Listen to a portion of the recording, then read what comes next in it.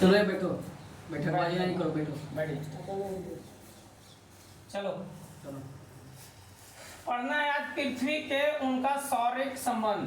ठीक है, पहला क्वेश्चन चल रहा है। वो काल्पनिक रेखा जो पृथ्वी के प्रकाश और अप्रकाशित भाग को बांटती है क्या कहलाती है? प्रकाश चक्र। प्रकाश चक्र। पृथ्वी के परिभ्रमण की दिशा क्या कहलाता है? पश्चिम से पूर्व है। पश्चिम से पूर्व है। जिस कक्षा में पृथ्वी सूर्य की परिक्रमा करते हुए वह किस आकार का है? दीर्घवृत्तीय है। ठीक है, सूर्य और पृथ्वी के बीच की न्यूनतम कब होती है? 3 जनवरी को। 3 जनवरी को। सबसे कम दूरी 3 जनवरी को होता है, सूर्य और पृथ्वी के बीच। इस स्थिति को क्या कहते हैं? उपसौर कहते हैं। ठीक है, उपसौर। हाँ, सूर्य और पृथ्वी के बीच की दूरी अधिकतम कब होती है? 4 जुलाई। 4 जुलाई। ठीक है, इस स्थिति को क्या कहते हैं? अपसौर कहते हैं। यह दूरी कितनी है? 9.45 करोड़ मील है। ठीक है, उपसौर अपसौर को मिलाने वाली काल्पनिक रेखा को कौन सी गुजरती है? कहाँ से गुजरती है? सूर्य के केंद्र से। इस काल्पनिक रेखा को क्या कहते हैं? एफ साइड रेखा। अक्षांश क्या है? गलों पर खींची गई क्षैतिज काल्पनिक रेखा है, अक्षांश रेखा है। ठीक है, भूमध्य रेखा के उत्तर और दक्षिण किस स्थान पर दी गई कोणीय दूरी कहलाती है? अक्षांश। भूमध्य रेखा के अतिरिक्त अक्षांश से रेखा पृथ्वी के 2 बराबर भागों में बांटती है? कोई नहीं।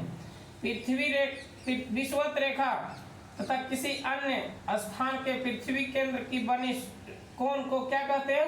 अक्षांश कोण कहते हैं। शून्य अंश की स्थिति किसे माना गया है? विषुवत रेखा को। विषुवत रेखा उत्तर की ओर बढ़ने वाली कोणिक दूरी को क्या कहते हैं? उत्तरी अक्षांश।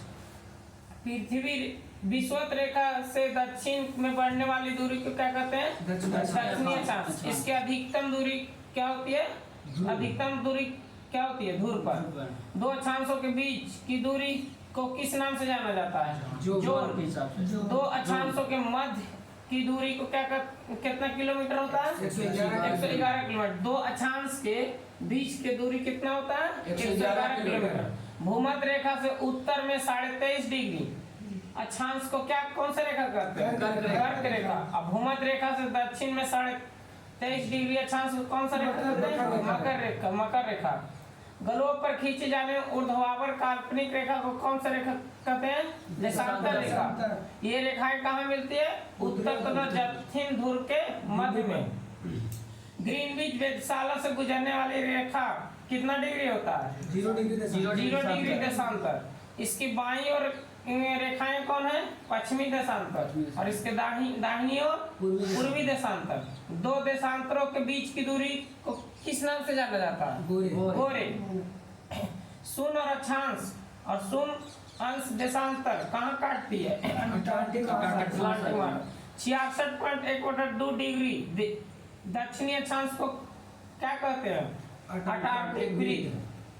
वह काल्पनिक रेखा जो भूमध्य रेखा का समकोण काटती है क्या कहलाती है? देशांतर रेखा।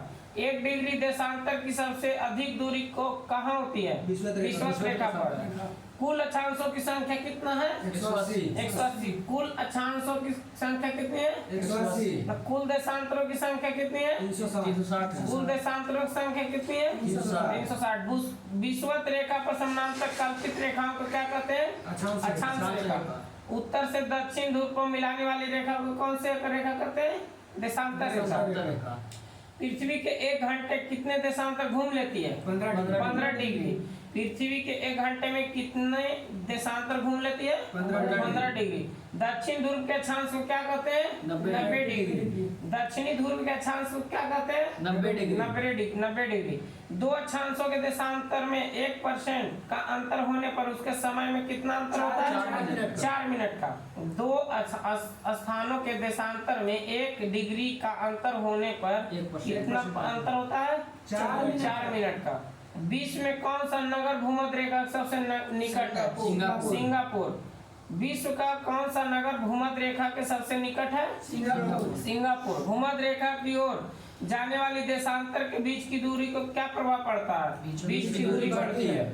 सूर्य ग्रहण में उत्तरायण और दक्षिणायन के सीमा को क्या कहते हैं? संक्रांति। संक्रांति। मकर संक्रांति, संक्रांति। सूर्य रेखा 23.5 डिग्री पर लंबवत किस दिन होता है? 21 को। सूर्य कर्क रेखा 23.5 डिग्री लंबवत किस दिन होता है? 21 जून। सूर्य मकर रेखा पर लंबवत किस दिन होता है? 22 दिसंबर को। जब सूर्य की किरणें विषुवत रेखा पर लंबवत पड़ती है तो सतत दिन रात क्या होते हैं? बराबर होते हैं। कहाँ होते हैं? बराबर होते हैं विषुवत रेखा पर। विषुवत रेखा। संपूर्ण पृथ्वी और दिन रात कब बराबर होते हैं? 22 सितंबर और 21 21 मार्च को। संपूर्ण पृथ्वी पर दिन रात कब बराबर होंगे? 22 सितंबर और 21 मार्च को। शरद विषुवत किस दिन होता है? 22 सितंबर को। बसंत विषुवत किस दिन होता है? 21 मार्च को। सूर्य ग्रहण का कारण क्या है? चंद्रमा के सूर्य और पृथ्वी। चंद्रमा के सूर्य और पृथ्वी के बीच आ जाने के दिखाई, सूर्य कितना दिखाई देना। जब सूर्य ग्रहण एक भाग छिप जाता है तो क्या होता है? आंशिक सूर्य ग्रहण। जब सूर्य एक भाग छिप जाएगा तो कौन सा होगा? आंशिक सूर्य ग्रहण। जब पूरा सूर्य ही कुछ क्षणों के लिए छिप जाता है तो उसे पूर्ण सूर्य ग्रहण। जब सूर्य कुछ क्षण के लिए छिप जाता है तो कौन सा होता है? आंशिक। पूर्ण सूर्य ग्रहण। पूरा छिप जाएगा तो आधा छिपेगा तो आंशिक सूर्य ग्रहण। अच्छा ठीक। पूर्ण सूर्य ग्रहण हमेशा कब होता है? अमावस्या को। पूर्ण सूर्य ग्रहण कब होता है? अमावस्या को। चंद्र ग्रहण पूर्णिमा को। ठीक है। चंद्र ग्रहण कैसे होता है? जब पृथ्वी सूर्य चंद्रमा के बीच आ जाता है, जिससे चंद्रमा दिखाई नहीं पड़ता। चंद्र ग्रहण हमेशा कब होता है? पूर्णिमा को। चंद्रमा और पृथ्वी के कक्षा में कितने डिग्री का अंतर होता है? 5 डिग्री का। चंद्रमा और पृथ्वी के कक्षा के पथ में कितने डिग्री का अंतर होता है? 5 डिग्री का। पूर्व की ओर बढ़ने पर प्रत्येक देशांतर का समय का क्या प्रभाव पड़ता है? 4 मिनट बढ़ जाता है। 4 मिनट बढ़ जाता है। पश्चिम की ओर बढ़ने वाले प्रत्येक देशांतर का प्रभाव क्या होता है? 4 मिनट घटता है। 4 मिनट घट जाता है। पृथ्वी मध्य सतह से होकर जाने वाली अक्षांश रेखा कौन सी रेखा कहते हैं? विषुवत रेखा। विषुवत रेखा के उत्तरी भाग को उत्तरी गोलार्ध में। विषुवत रेखा के उत्तरी भाग को क्या कहते हैं? उत्तरी गोलार्ध। विषुवत रेखा के दक्षिणी भाग को क्या कहते हैं?